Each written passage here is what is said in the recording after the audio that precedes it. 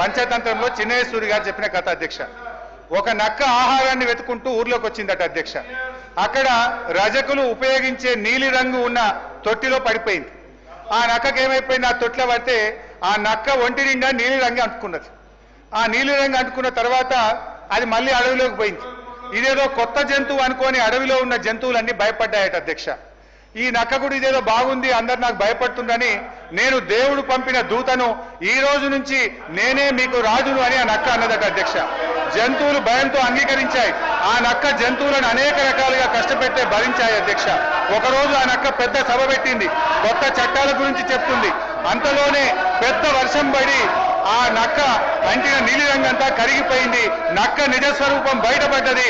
మాయ మాటలతో మారువేషాలతో పెట్టే భ్రమలు ఎక్కువ కాలంలో నిలవదు అన్నది ఆ యొక్క నీతి సూత్రం అధ్యక్ష.